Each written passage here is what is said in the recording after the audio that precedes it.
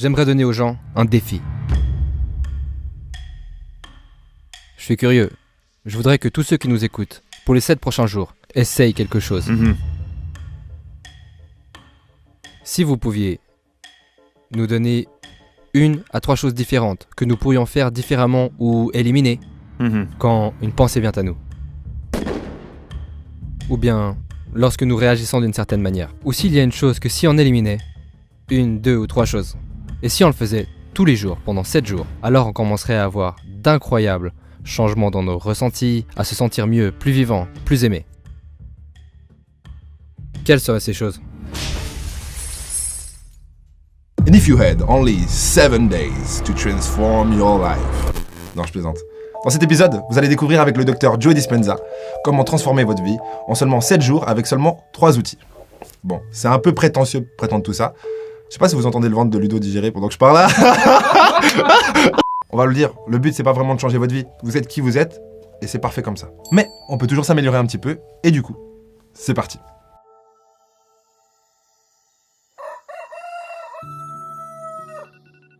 Ok, eh bien la plupart des gens premièrement se lèvent le matin et ils regardent leur téléphone. Ils consultent leurs messages, leur WhatsApp. Ils postent quelque chose sur Facebook, ils tweetent, ils regardent les infos. Puis ils vont aux toilettes, prennent un café, prennent une douche, s'habillent, consultent leur email, font le même chemin jusqu'au travail. Ils font les mêmes choses donc, ils sont programmés. Ils ont en fait perdu leur arbitre et sont programmés. Vous savez, au moment où ils décideront de changer, dès que vous décidez de changer, peu importe ce que vous voulez changer chez vous, tenez-vous prêt, parce que ça va être inconfortable. Ça va faire mal. Vous allez quitter le connu. Ouais. Vous allez quitter ce qui vous est familier et entrer Même dans si l'inconnu. ce qui vous est familier est inconfortable et douloureux, Tout à fait. ce sera quand même douloureux de se défaire de la douleur. Voilà, parce que certaines personnes sont très heureuses d'être malheureuses. Ouais. Donc en fait, ils préfèrent s'accrocher à leur souffrance que de tenter leur chance ailleurs. Donc, les gens doivent se dire « Je n'ai vraiment rien à perdre, pas vrai ?» Donc, s'ils se disent « Je suis prêt à sortir de ma zone de confort et d'aller vers l'inconnu », il s'avère que c'est l'endroit idéal pour créer. Donc si vous commencez votre journée, et commencez avec cette question simple. Quelle est la meilleure version de moi-même que je peux être aujourd'hui ? Vous allez vous poser cette question. Et maintenant écoutez, votre corps va vous dire « Eh bien, tu dois prendre un café, je suis fatigué. » Et vous devez lui dire « Non, non, mon gars. Tu n'es pas le cerveau ici. Je suis le cerveau. Tu vas t'asseoir ici, je vais te nourrir. Tu vas avoir ton café, tu vas avoir toutes ces choses. Mais là tout de suite, c'est mon moment. Et tu vas m'obéir. Ok ? Donc maintenant, le corps n'est plus le cerveau. Vous êtes le cerveau. Donc quand il veut se lever et que vous en prenez conscience et que vous revenez au moment présent, à chaque fois que vous faites ça, c'est une victoire. Et vous changez des aspects de vous-même. Pour rebondir sur ce que Joe Dispenza vient de dire, je pense que tout se ramène à votre sens d'identité. Qui pensez-vous être ? Quelqu'un de motivé ? Non motivé ? Heureux ? Malheureux ? Sportif ? Pas du tout ? En réalité, si vous observez ça de plus près, vous allez réaliser que vous avez déjà été plus sportif et moins sportif. Plus heureux et moins heureux, plus motivé et moins motivé. Ce qui veut dire que vous n'êtes ni la personne motivée, ni la personne non motivée. Je ne sais même pas si vous êtes une personne, pour tout vous dire. Mais il faut réaliser que mathématiquement, c'est seulement en étant rien que vous pouvez devenir ce que vous voulez. N'importe quoi, du tout infini. Si vous voyez ce que je veux dire.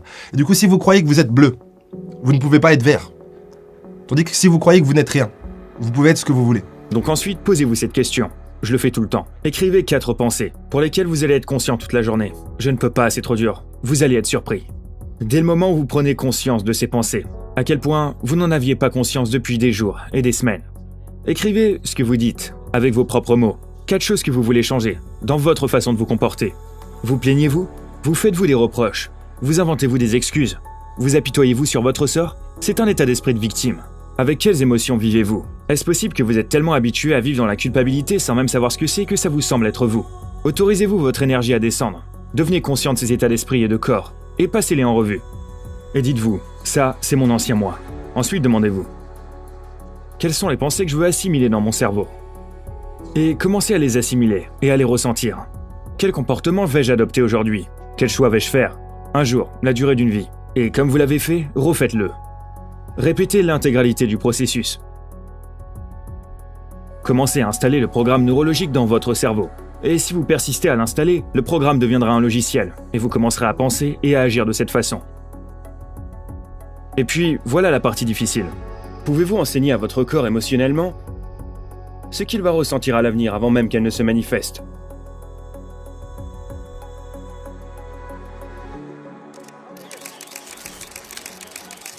et ne vous levez pas avant de ressentir cette émotion.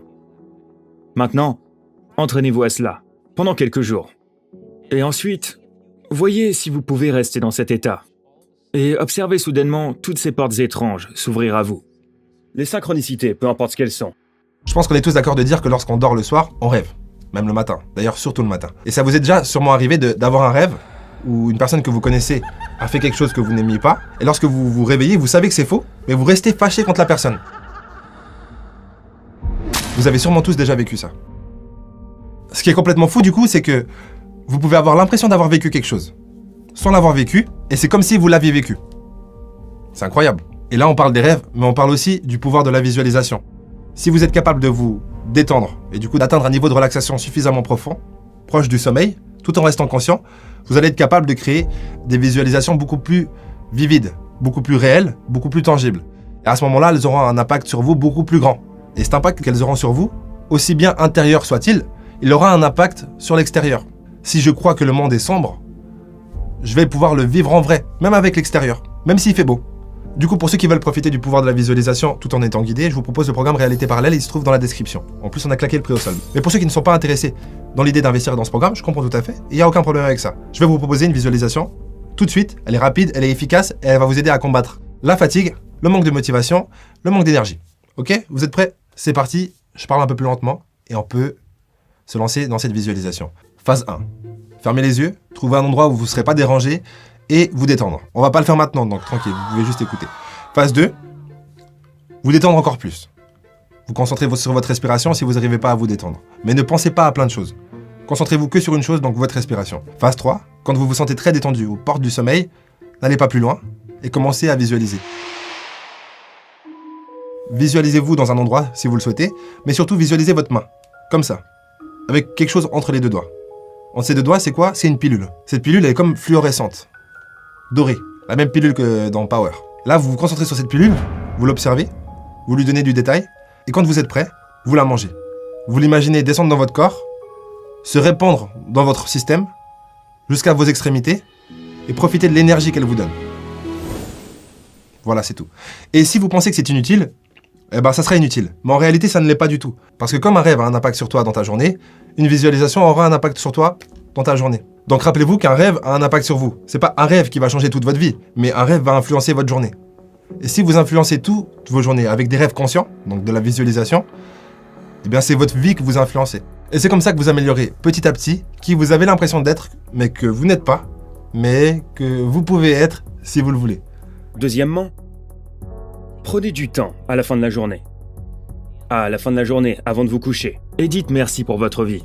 Et ressentez de la gratitude. Et enseignez réellement à votre corps la sensation que ça procure. L'empreinte émotionnelle de la gratitude. La gratitude signifie que vous recevez quelque chose. Si je vous donne quelque chose qui a de la valeur, vous me direz merci, parce que vous le ressentirez, pas vrai? Donc, lorsque vous recevez, vous dites merci. Donc, la gratitude est le meilleur état d'esprit quand on reçoit. Donc, les gens n'acceptent, ne croient et ne se soumettent qu'aux pensées qui sont alignées à leur état émotionnel. Donc, si vous êtes dans un esprit de gratitude, toutes vos pensées vont directement imprégner votre corps. Si vous vous dites « je me sens bien, je suis riche », et si votre corps est programmé pour être négatif et vous dit « non, tu ne l'es pas », votre pensée va s'arrêter là. Donc, quand vous élevez votre esprit, il y a environ 1200 réactions chimiques différentes qui se produisent dans votre corps et qui commencent à restaurer et à rétablir votre corps dans un esprit de gratitude. Et donc nous avons mené des recherches pour prouver ça, 10 minutes, juste pour ressentir ça, de tout votre cœur, c'est tout. Troisième chose, qui est très importante, prenez du temps, peu importe quand. Asseyez-vous et fermez les yeux. Et commencez simplement à étendre votre conscience dans l'espace autour de vous et ressentez le juste. Prêtez-y attention et soyez-en davantage conscient.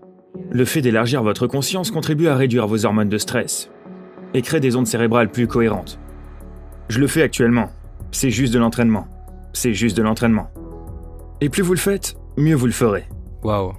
Donc, si vous vivez à travers ces états supérieurs et vous savez comment ressentir cette émotion future avant qu'elle ne survienne, vous serez moins susceptible d'attendre qu'elle ne survienne parce que vous aurez l'impression que ça s'est déjà produit. Vous serez moins susceptible d'essayer de la contrôler.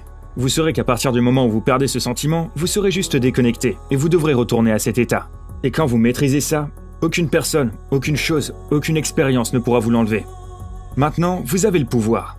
Et si vous comprenez les lois qui soutiennent la création, alors vous serez moins susceptible d'entrer en rivalité et de vous précipiter pour obtenir ce que vous voulez. Vous saurez que ça viendra à vous. Donc selon moi, je pense que la vie déroule de nos propres initiatives. On n'a pas besoin d'aller dans une école antique de sagesse dans l'Himalaya. C'est à nous de prendre des initiatives. Et quand vous faites face aux défis qui se présentent à vous dans la vie, avec un esprit supérieur, vous allez commencer à traverser ces épreuves. Je pourrais avoir envie de vous donner plein de conseils. Par exemple, comment avoir l'impression de vous disperser dans l'atmosphère autour de vous. Mais je vois pas de réelle utilité. Mais on va quand même le faire. Allez, c'est la fin de la vidéo, on est de bonne humeur, etc. Donc si vous voulez avoir la sensation que votre limite ne s'arrête pas à la surface de votre peau, bah déjà fermez les yeux. Et vous voyez plus votre peau. La limite déjà est beaucoup plus floue. Et depuis là, vous allez pouvoir considérer l'idée suivante. Que tous les bruits extérieurs ne sont en fait pas extérieurs. Parce que vous savez que pour décrire la réalité, il y a hauteur, longueur, profondeur. Il n'y a pas extérieur-intérieur. Du coup, partant de l'idée que l'extérieur et l'intérieur sont la même chose. Et du coup, que tout ce que vous entendrez à l'extérieur est en fait à l'intérieur de vous. C'est d'ailleurs la réalité. Le son est converti à l'intérieur de vous. Donc, ne soyez pas trop dans l'intellectuel. Imaginez que tout ce qui se passe et tout ce que vous pouvez percevoir se passe à l'intérieur de vous. C'est la réalité. N'y pensez pas plus que ça et vivez cette expérience. Je pense que c'est tout. Au prochain épisode. Abonne-toi. Je t'en prie.